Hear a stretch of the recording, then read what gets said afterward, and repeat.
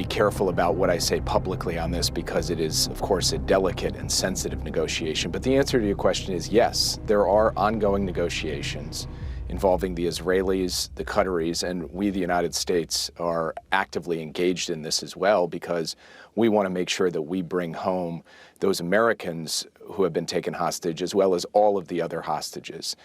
So that continues.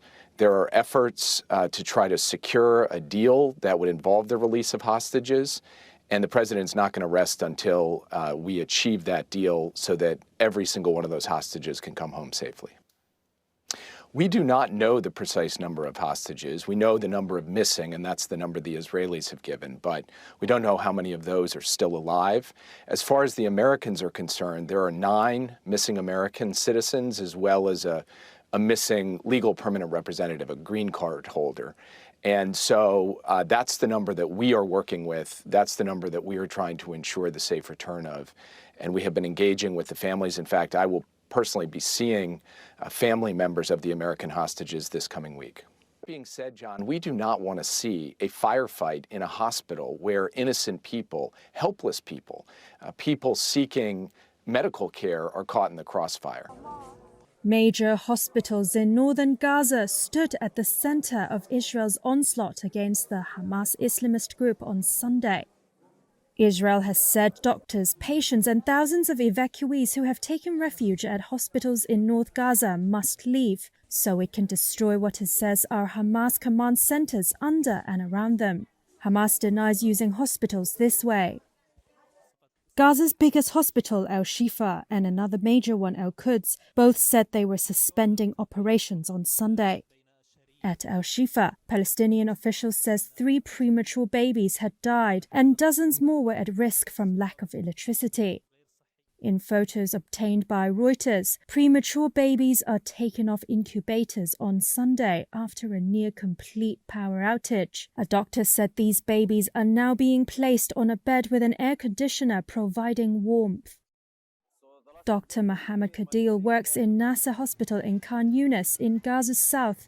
He has been in contact with colleagues in Al-Shifa. Shifa Hospital now is not working. Nobody allowed in, nobody allowed out. And even if you are wounded or injured or in the Gaza area, you cannot be evacuated by ambulance to Shifa Hospital. So Shifa Hospital now is out of service. This is the situation. We will help the babies in the pediatric department to get to a safer hospital. Israel's army spokesperson Daniel Hagari announced on Saturday that it was ready to evacuate babies from Gaza's largest hospital on Sunday. But Palestinian officials say they had not been told how to get the babies to safety. In a distressing scene in the Indonesian hospital, also in northern Gaza, a baby boy had been rushed in from a house that was struck by an Israeli missile.